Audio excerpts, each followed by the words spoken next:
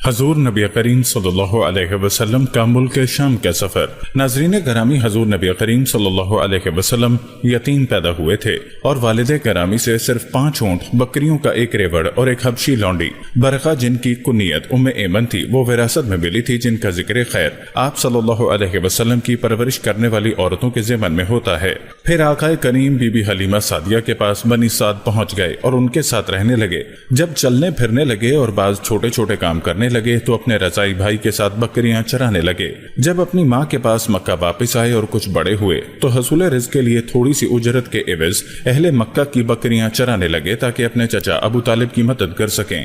بخاری و مسلم نے سیدنا ابو ہریرہ رضی اللہ تعالی عنہ سے روایت کی ہے کہ حضور نبی کریم صلی اللہ علیہ وسلم نے فرمایا، اللہ تعالیٰ نے جب بھی کوئی نبی مبعوث کیا تو اس نے بکریاں چرائیں۔ صحابہ کرام نے پوچھا، اور آپ صلی اللہ علیہ وسلم نے؟ تو فرمایا، ہاں، میں بھی چند سکوں کے عوض اہل مکہ کی بکریاں چرایا کرتا تھا۔ امام حاکم نے حضرت علی رضی اللہ تعالی عنہ سے ایک طویل حدیث روایت کی ہے جس میں آپ صلی اللہ علیہ وسلم نے فرمایا کہ اللہ تعالیٰ نے دور جاہلیت کے کاموں سے مجھے بچایا۔ ناظرین، اہل مکہ کی مالی قوت کا بنیادی سبب قبائل عرب، ملک شام، یمن، خیرہ، فارس، حبشہ اور دیگر علاقوں کے رہنے والوں کے ساتھ عہد قدیم سے تجارت کرنا تھا۔ اسی لیے آپ صلی اللہ علیہ وسلم نے بھی اس پیشے کو اختیار کیا۔ چنانچہ 12 سال کی عمر میں اپنے چچا حضرت ابو طالب کے ساتھ آپ صلی اللہ علیہ وسلم نے شام کا سفر کیا تاکہ تجارت کے اسرار و رموز کا علم حاصل کر سکیں، اور یہ بھی ثابت ہے کہ آپ صلی اللہ علیہ وسلم بڑے ہو کر تجارت کرتے تھے۔ آپ کے شریک عبداللہ بن صائب تھے۔ مجاہد نے روایت کی کہ مجھ سے میرے آقا عبداللہ بن صائب نے حدیث بیان کی کہ میں جاہلیت میں نبی کریم صلی اللہ علیہ وسلم کا شریک تھا، اور بعثت نبوی صلی اللہ علیہ وسلم کے بعد جب بھی مدینہ آیا تو میں نے آپ سے پوچھا، کیا آپ مجھے جانتے ہیں؟ آپ صلی اللہ علیہ وسلم نے فرمایا، ہاں، تم میرے شریک تجارت تھے اور بہت اچھے شریک تھے، کبھی جھگڑتے نہیں تھے اور صاف ستھرا معاملہ کرتے تھے۔ ناظرین، رسول اللہ صلی اللہ علیہ وسلم اپنے چچا حضرت ابو طالب کے پاس پلتے بڑھتے جوان ہو گئے اور اللہ تعالیٰ ان کی حفاظت فرماتا رہا۔ حضرت ابو طالب نے اپنے بھتیجے کا حق پورے طور پر ادا کیا۔ انہوں نے آپ کو اپنی اولاد کے ساتھ ملا لیا، بلکہ آپ صلی اللہ علیہ وسلم کو ان سب پر فوقیت دینے لگے۔ جب آپ صلی اللہ علیہ وسلم 8 سال کے ہوئے تو اس وقت سے نبوت کے 10ویں سال تک پورے 43 سال انہوں نے آپ صلی اللہ علیہ وسلم کا پورا خیال رکھا، آپ کا ہر موقع پر دفاع کیا، ہر طرح سے آپ کو راحت و آرام پہنچایا، اور آپ صلی اللہ علیہ وسلم کی مقام نبوت کے مطابق عزت و احترام کیا۔ اللہ تعالیٰ نے حضور نبی کریم صلی اللہ علیہ وسلم کی نبوت عطا ہونے کے پہلے ہی جاہلیت کی گندگیوں اور برے اخلاق سے حفاظت فرمائی جو شرفاء کے شایان شان نہیں تھے۔ حضرت زین بن حارثہ رضی اللہ تعالی عنہ سے روایت ہے کہ تانبے کا بنا ہوا ایک بت تھا جس کا نام اصاف انائلہ تھا۔ مشرکین حالت طواف میں اس پر ہاتھ پھیرتے۔ رسول اللہ صلی اللہ علیہ وسلم نے کعبے کا طواف کیا اور میں نے بھی ان کے ساتھ طواف کیا۔ جب میں اس بت کے پاس سے گزرا تو اس پر اپنا ہاتھ پھیرا۔ آپ نے فرمایا، اسے ہاتھ مت لگاؤ۔ زید رضی اللہ تعالی عنہ کہتے ہیں، میں نے دل میں سوچا میں اسے ضرور ہاتھ لگاؤں گا تاکہ دیکھوں کہ کیا ہو رہا ہے۔ میں نے اسے دوبارہ ہاتھ لگایا تو آپ صلی اللہ علیہ وسلم نے فرمایا، کیا تمہیں روکا نہیں گیا تھا؟ ایک دوسری روایت میں ہے کہ زید نے کہا، اس اللہ کی قسم جس نے آپ کو عزت بخشی اور آپ پر کتاب نازل کی، آپ نے کبھی بھی کسی بت پر ہاتھ نہیں پھیرا، یہاں تک کہ اللہ تعالیٰ نے آپ کو نبوت سے سرفراز فرمایا اور اپنی کتاب نازل کی۔ ناظرین، حضور نبی کریم صلی اللہ علیہ وسلم حضرت ابو طالب کے گھر میں رہتے رہے اور عمر کے ساتھ آپ کی عقل و قوت، ادراک و احساس ترقی کرتی رہی۔ چچا کے ساتھ آپ صلی اللہ علیہ وسلم کی وفاداری کا تقاضا تھا کہ تلاش معاش سے متعلق ان کی تگ و دو میں شرکت کریں، اس لیے کہ ابو طالب قصیر العیال اور قلیل المال تھے۔ آپ صلی اللہ علیہ وسلم نے اس بات کو بھی شدت سے محسوس کیا کہ انہیں رزق حلال کی تلاش میں اپنے چچا کا ہاتھ بٹانا چاہیے۔ چنانچہ آپ صلی اللہ علیہ وسلم 12 سال کے ہوئے اور آپ کے چچا نے تجارت کے لیے ملک شام کا سفر کرنا چاہا تو آپ صلی اللہ علیہ وسلم نے ان سے کہا کہ میں بھی آپ کے ساتھ چلوں گا تاکہ سفر کی ضروریات اور کاروباری امور میں مدد کر سکوں۔ حضور اس پر بضد رہے یہاں تک کہ چچا نے آپ صلی اللہ علیہ وسلم کی بات مان لی اور دونوں ایک ساتھ سفر پر روانہ ہوئے۔ ناظرین، جب یہ تجارتی قافلہ حدود شام پر موجود شہر بصرہ پہنچا تو راستے کی تھکاوٹ دور کرنے کے لیے ایک جگہ پر پڑاؤ ڈالا جس کے قریب بحیرہ نامی راہب کا عبادت خانہ تھا۔ یہ راہب انجیل کا علم رکھتا تھا۔ ناظرین، راوی حدیث حضرت ابو موسیٰ اشعری کہتے ہیں کہ راہب اپنی عبادت گاہ سے نکل کر ان کے پاس آیا۔ اس سے پہلے جب یہ لوگ وہاں پڑاؤ ڈالتے تو وہ نکل کر ان کے پاس نہ آتا اور نہ ان کی طرف متوجہ ہوتا۔ قافلے والے جب اپنا سفر کا سامان کھول رہے تھے تو راہب لوگوں کے درمیان سے چلتا ہوا رسول اللہ صلی اللہ علیہ وسلم کے پاس آ گیا اور آپ کا ہاتھ پکڑ کر کہنے لگا، یہ تو سارے عالم کے سردار ہیں، یہ تو رب العالمین کے رسول ہیں، اللہ نے انہیں رحمت للعالمین بنا کر بھیجا ہے۔ یہ سن کر کچھ عمر رسیدہ قریشیوں نے کہا، تمہیں اس بات کا کیسے علم؟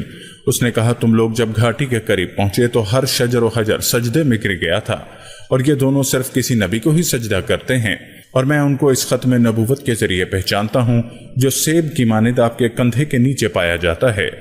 ناظرین، پھر یہ راہب فوراً اپنی عبادت گاہ میں لوٹ گیا اور ان سب کے لیے کھانا بنا کر لے آیا۔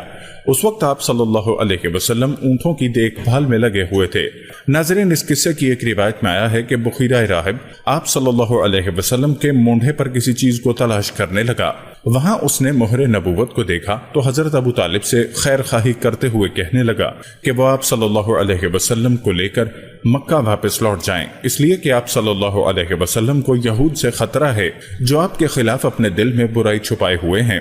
اس نے یہ بھی کہا کہ آپ کے بھتیجے بڑی شان والے ہوں گے۔ چنانچہ حضرت ابو طالب نے آپ صلی اللہ علیہ وسلم کو ایک آدمی کے ساتھ مکہ واپس بھیج دیا۔ ایک دوسری روایت کے مطابق ابن اسحاق کہتے ہیں کہ حضرت ابو طالب ملک شام میں اپنی تجارت سے جلد از جلد فارغ ہو کر آپ صلی اللہ علیہ وسلم کو خود مکہ واپس لائے تھے۔ ناظرین گرامی، کتب انبیاء میں نبی کریم صلی اللہ علیہ وسلم کی نبوت کی بشارت کا وجود ایک ایسی اہم چیز ہے جسے قرآن اور احادیث نے وضاحت سے ذکر کیا ہے۔ انہوں نے یہ چیز بیان کی ہے کہ نبیوں میں سے کوئی نبی ایسا نہیں ہوا جس نے اپنی امت کو اس نبی کے بارے میں آگاہ نہ کیا ہو اور ان سے اس بات پر وعدہ نہ لیا ہو کہ اگر حضرت محمد صلی اللہ علیہ وسلم ان کی زندگی میں مبعوث ہو جائیں تو وہ ان پر ضرور ایمان لائیں۔ قرآن کریم کی سورہ آل عمران میں ارشاد ربانی ہے، اور جب اللہ نے نبیوں سے پختہ وعدہ لیا کہ جب میں تمہیں کتاب و حکمت عطا کر دوں پھر تمہارے پاس ایک رسول آئے جو اس چیز کی تصدیق کرے جو تمہارے ساتھ ہے تو تم اس پر ضرور ایمان لانا اور اس کی ضرور نصرت کرنا۔ اللہ نے فرمایا، کیا تم نے اس کا اقرار کیا اور اس بات پر مجھ سے تم نے پختہ وعدہ کیا؟ انہوں نے کہا، ہم نے اقرار کیا۔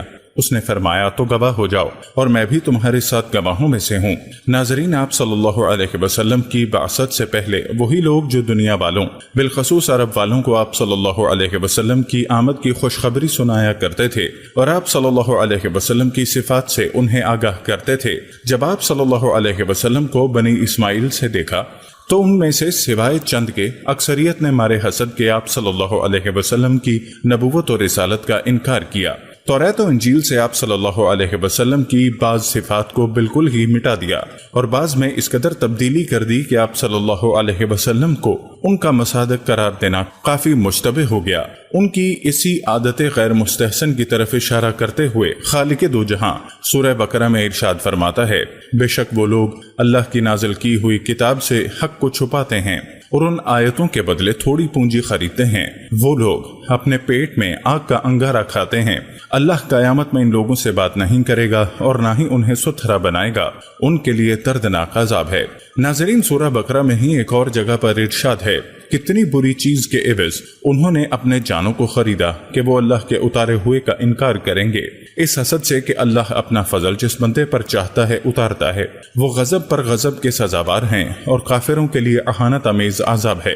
سورہ بقرہ میں ایک اور جگہ پر اللہ کا فرمان ہے، ان لوگوں کے لیے ویل جہنم ہے جو لوگ کتاب توریت و انجیل میں آیتیں اپنی جانب سے لکھتے ہیں اور پھر لوگوں سے کہتے ہیں کہ یہ آیت و حکم اللہ کی جانب سے ہے تاکہ اس گھڑی آیت کے بدلے تھوڑی دولت حاصل کر سکیں، تو ویل ہے ان لوگوں کے ہاتھوں سے لکھنے کے سبب اور ان کے لیے ویل ہے ان کے غلط کاموں کے سبب۔ نیز اپنی خواہشات و فطرت کے برخلاف مبعوث ہونے والے انبیاء کرام کی تئیں بنی اسرائیل کی عادت جاریہ کے متعلق سورہ بقرہ میں فرمایا گیا، کیا جب بھی تمہارے پاس تمہاری خواہش کے خلاف رسول آئے گا تم سرکشی دکھاؤ گے؟ ایک گروہ کو تم چھٹلاتے ہو اور ایک گروہ کو تم قتل کرتے ہو۔ عزیز دوستو، اپنی مرضی اور خواہش کے برخلاف مبعوث ہونے والے انبیاء کرام کو شہید کر کے بنی اسرائیل کی عادت قبیحہ کا بیان بائبل میں بھی عیسیٰ مسیح کی زبانی یوں مرقوم ہے کہ تم پر افسوس کہ تم نبیوں کی قبروں کو بناتے ہو اور تمہارے باپ دادا نے ان کو قتل کیا تھا۔ پس تم گواہ ہو اور اپنے باپ دادا کے کام کو پسند کرتے ہو، کیونکہ انہوں نے ان کو قتل کیا تھا اور تم ان کی قبریں بناتے ہو۔ اسی لیے خداوند کی حکمت نے کہا، میں نبیوں اور رسولوں کو ان کے پاس بھیجوں گی اور ان میں سے بعض کو قتل کریں گے اور بعض کو ستائیں گے، تاکہ سب نبیوں کے خون کی جو بنی عالم سے بہایا گیا اس زمانے کے لوگوں سے باز پرس کی جائے۔ پیغمبر اسلام صلی اللہ علیہ وسلم کے ظہور اور اعلان نبوت کے بعد یہود و نصارہ نے اپنے خطابوں میں تحریف شروع کر دی۔ جن مقامات پر صفات محمدی صلی اللہ علیہ وسلم درج تھیں انہیں بدل دیا، حذف و اضافہ اور ترمیم و تبدیل سے کام لیا۔ جہاں یہ لکھا تھا کہ آنے والے نبی صلی اللہ علیہ وسلم مایہ قد ہوں گے، وہاں لمبا لکھ دیا۔ یہ سب کچھ صرف اس لیے کیا گیا کہ جس رسول کی آمد کا انتظار تھا وہ بنی اسرائیل سے نہ ہو کر آل اسماعیل سے تھے۔ اب نبوت بنی اسرائیل سے رخصت ہو کر بنی اسماعیل میں جا چکی تھی۔ دنیا کے سب سے افضل ترین انسان محمد عربی صلی اللہ علیہ وسلم آل اسماعیل اور قریش سے نسبی تعلق رکھتے تھے۔ بنی اسماعیل سے تعلق کے علاوہ پیغمبر اسلام صلی اللہ علیہ وسلم کی تعلیمات کا یہ حصہ کہ عیسیٰ علیہ السلام کے ایک برگزیدہ نبی اور توحید کے دائی رسول ہیں، یہود و نصارہ کے لیے ناقابل قبول ہے۔ حضرت عیسیٰ علیہ السلام کے متعلق اسلامی عقیدہ سورہ مریم میں یوں بیان کیا گیا ہے کہ عیسیٰ نے کہا، یقیناً میں اللہ کا بندہ ہوں جس نے مجھے کتاب دی اور نبی بنایا، مجھے بابرکت بنایا، میں جہاں بھی رہوں اور تادم آخر مجھے نماز و زکوٰۃ اور والدہ کی اطاعت کا حکم دیا، مجھے اس نے بے نصیب یا حد سے گزرنے والا نہیں بنایا۔ سلامتی ہو اس دن پر جس دن میں پیدا ہوا اور جس دن میں دنیا سے چلا جاؤں گا اور جس دن میں زندہ اٹھایا جاؤں گا۔ یہ اسلامی عقیدہ مسیح سے متعلق یہود کے غیر مناسب نظریے کے خلاف ہے، اور یہ بھی یہود کی اسلام دشمنی کی ایک وجہ ہے۔ اسی طرح پیغمبر اسلام صلی اللہ علیہ وسلم کی تعلیم کہ عیسیٰ علیہ السلام کے بندے اور اس کے رسول ہیں، یہ مسیحیوں کی اس فکر کے بھی مخالف ہے کہ مسیح ابن اللہ یا اللہ ہیں۔ یہی سبب ہے کہ انہوں نے پرانے کفریہ عقائد سے چمٹے رہنے کو ترجیح دی اور جانے پہچانے رسول احمد کی نبوت و رسالت کا انکار کر بیٹھے۔ جس وقت سے ان جیسی آیات کریمہ نازل ہوئیں اسی لمحے سے یہود و نصارہ اپنی کتابوں سے ان آیات و اقتصابات کو نکالنے لگے اور ان میں ترمیم کا سلسلہ شروع کر دیا جن کا کسی بھی طرح کا تعلق قرآن کی ان جیسی آیت مبارکہ سے تھا۔ مگر کہا جاتا ہے کہ خدا جب دین دیتا ہے تو عقل بھی چھین لیتا ہے۔ 1450 سال میں گزشتہ انبیاء کرام کی طرف منسوب کتابوں کے مجموعہ بائبل میں مسیحی علماء نے صدہا اور ہزارہا تحریفات سے کام لیا، ایڑی چوٹی کا زور لگایا کہ کسی طرح یہ ثابت کیا جائے کہ اس اسلام اور اس کی تعلیمات کا ما قبل دین اور پچھلے مذاہب سے کوئی تعلیمی، اسلامی یا روحانی واسطہ نہیں۔ جن مقامات پر بھی پیغمبر اسلام یا اسلامی تعلیمات کا ذکر خیر دیکھا انہیں محو کرنے یا ان میں تحریف کرنے میں ایک لمحے کی بھی تاخیر نہیں کی، اپنی مرضی سے ان میں زبردستی تبدیلی کی۔ ناظرین، 15ویں صدی عیسوی تک مسیحی عوام کی ناخواندگی اور ان کی جہالت سے بھی ان مذہبی پیشواؤں کو خوب موقع میسر آیا کہ مذہبی کتابوں میں پاپائیت اور ارباب کلیسا جس طرح چاہتے رہے تحریف سے کام لیتے رہے۔ اس دور میں نہ صرف اس بات کی ضرورت محسوس کی گئی کہ ان کی کتاب کا تنقیدی مطالعہ کیا جائے اور نہ ہی مسلم علماء اور اسکالرز کی کثیر تعداد نے اس کی طرف توجہ دی۔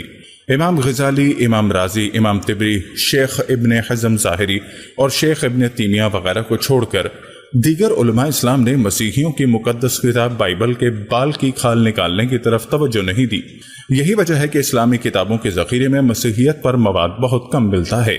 ان زمانے میں اس موضوع پر لکھنے کی ضرورت ہوتی تو یقیناً منطق و فلسفے سے زیادہ کتابیں اس پر دستیاب ہوتی، مگر چونکہ ہمارے وہ بزرگان دین وقت اور ضرورت کو مد نظر رکھ کر کام کیا کرتے تھے، اسی لیے اس موضوع کی طرف توجہ نہیں کی اور مسیحی علماء کو من چاہے طریقے پر تحریف اور ترمیم کا موقع ملا۔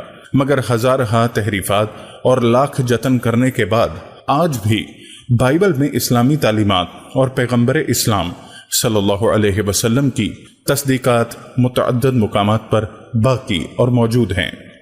اللہم صل علی محمد عبدک ورسولک وصلی